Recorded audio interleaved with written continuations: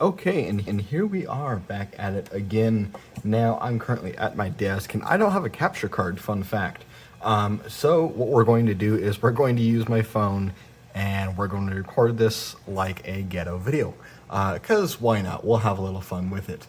So first off, I want to show you guys here. This is my Ventoy disc. It is a 500 gig Toshiba.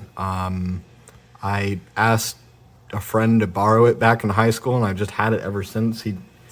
Last time I checked, I'm pretty sure he doesn't want it back. Yeah, Tide Pod God.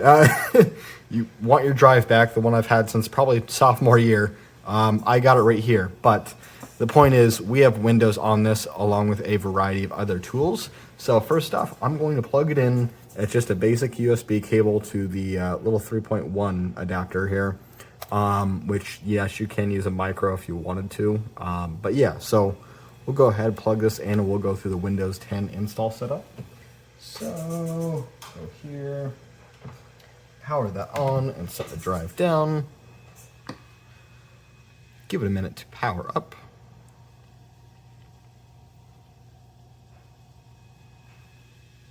Any day now would be excellent. Okay, there we go. So we're going to hit F12, as you can see down at the bottom, boot options. Oh, come on. Let me see here. Wonder if we didn't do it fast enough. I'm going to forcefully restart it.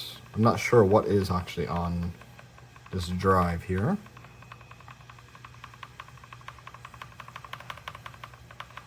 I'm currently mashing F12 since that is our boot options setup.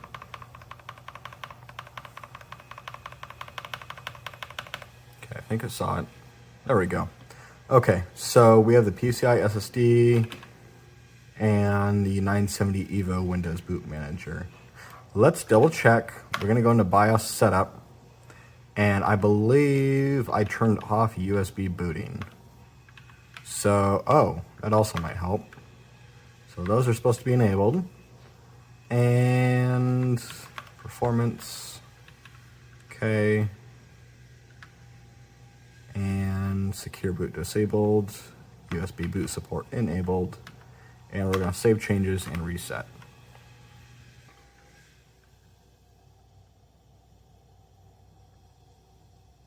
Okay, so now we're at the boot menu. We're going to select our USB storage device. This will be our Ventoy hard drive, like I said earlier. And there it is. So we've got NetBoot, Arch Linux, Boot Repair Disk, Windows 10, 11, Debian, Windows 10 IoT Enterprise, Fedora, FreeBSD, and Hirens Boot Disk. There it is. So, first off, just to simulate a working desktop, we are going to install Windows 10 first. And we're going to boot with WinBoot.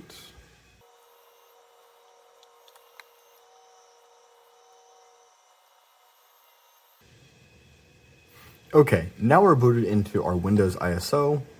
We're going to hit Next, Install.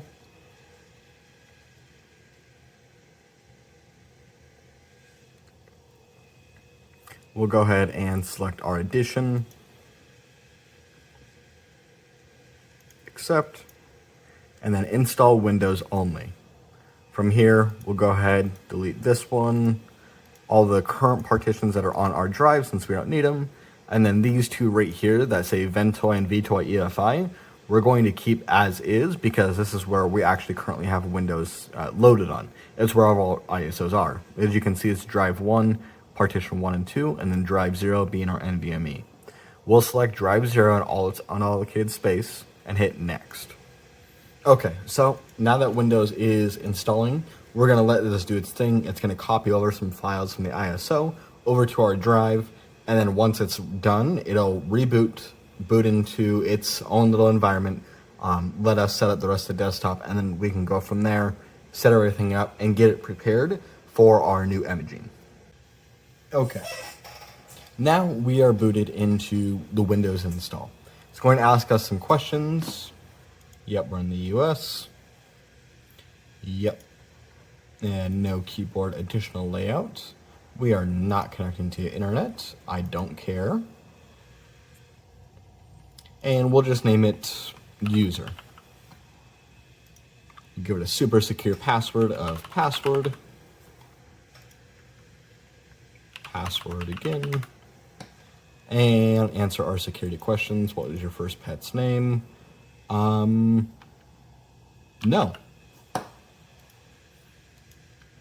Where's the city you were born? No. Kentucky. And finally, what was your childhood nickname? Well, no. Nope, nope, nope, nope, nope, and no. Except, no. And finally, we let it initialize, get everything set up, which shouldn't take too much long, and then we'll get into the second part of preparing it for the imaging process. Okay, and finally, here we are. We are in our Windows environment, and just to confirm, system information, yep, Windows 10, random desktop name, everything seems to check out, 16 gigs of memory, and yep, Hyper-V is good to go. Okay, so now that everything is set up, our next step is going to be, we're actually going to use a NVMe chassis, if you will. For example, I have one here where we'll be installing our crucial drive, the 1 terabyte. And essentially what this is it's a Type-C, you can kind of see here, the lighting's a little off. And you will insert the NVMe into here. We'll put our old NVMe into here. I'll do all that off screen. And then what we're going to do is using Hirens Boot disk, all the data off the old NVMe will be extracted out of here onto the newly installed NVMe that is in the desktop. So we'll go ahead, shut this down, I'll prepare the system off screen, and we'll continue on to the next step.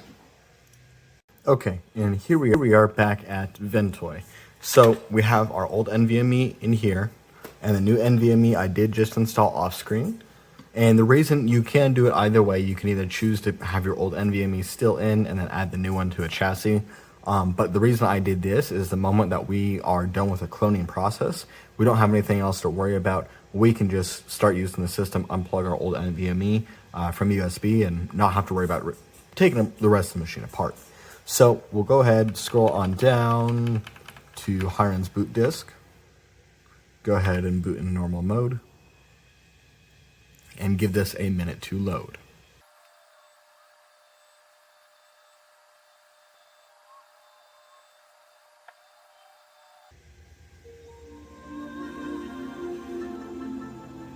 Okay, now that we're on Hirens Boot disk, we're actually going to go into the start menu here.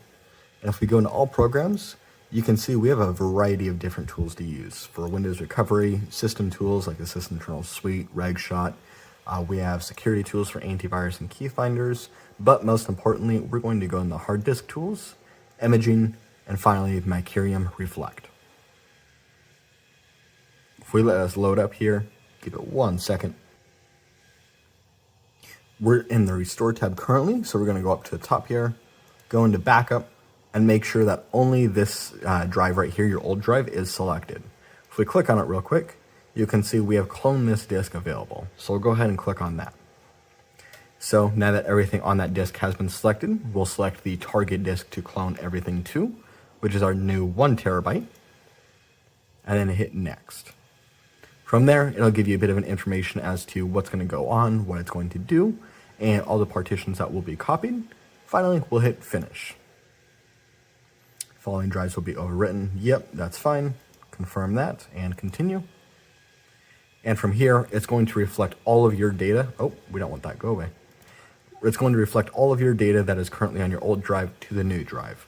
As I informed you guys earlier, we are reflecting everything that is currently on this 500 gig drive to a new 1 terabyte because we quote unquote purchased, for example, if this is your gaming computer, you may want to reflect everything from your old system to your new system, or your old drive to your new drive when you're doing storage upgrades and things like that. You don't want to reinstall Windows, have to go through all the configuration process, go reinstall all your games, programs, whatever may be installed. So reflecting and re-imaging your computer is probably the best thing you can do. Additionally with that, it is also a very good way to back up your system. Whether you may do cold backups or if you do, there's ways to image it when it is still running. Typically, it's recommended to turn the machine off and then reboot into something like this to do so.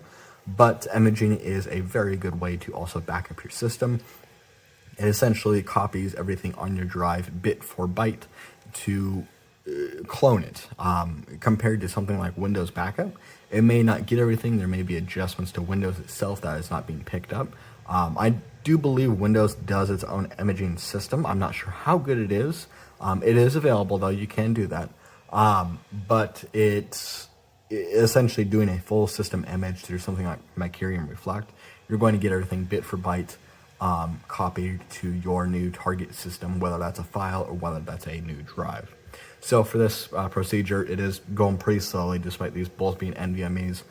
We're going to go ahead and let this do its thing, and I'll come right back to it.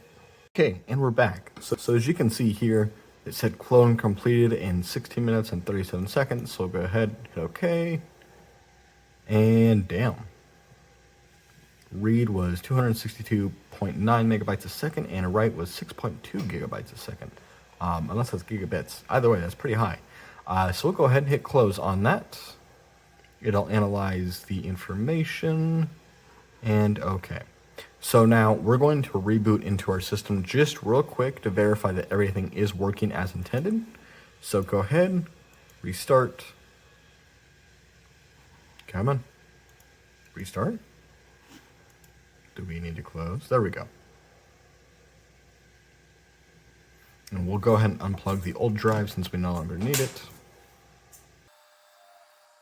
And here we are. So now we can verify. If we go password, and there it is. So we can now see we have all this here, but we're not done just yet. As you can see here, I don't care about OneDrive. As you can see here, we have our system reserved partition, our main partition, and then our recovery partition. But we have another 465.75 gigabytes that has yet to be used. So next, we're going to reboot back into Hirens Boot Disk one last time. We're going to expand this. This has to be moved towards the end. And then from there, we can fully utilize the 1 terabyte partition for our not our hard drive, our SSD. Technically NVMe, whatever you want to call it. So we'll reboot right back into Hirens Boot Disk and go make those modifications.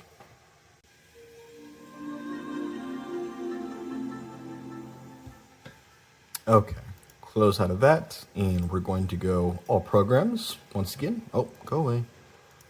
Hard disk tools, and we're going to do partitioning tools right below imaging. If we go here, we'll go just use the AMEI partition assistant.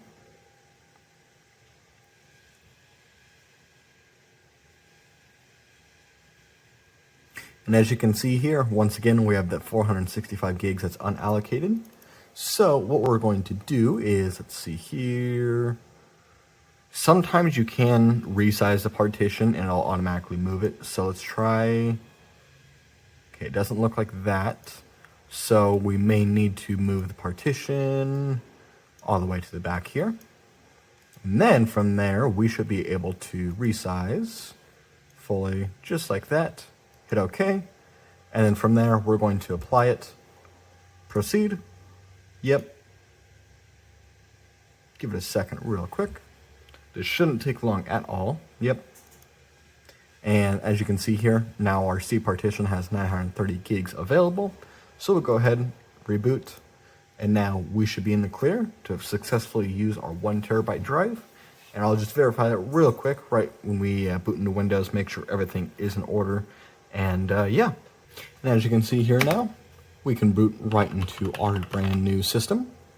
If we let it load here real quick, we have now successfully, create format, moved a Windows image from the 512 gig original NVMEs we had here, this one, which I have low light right now, into a 1 terabyte, successfully imaging the system over after installation and cleaning out our computer.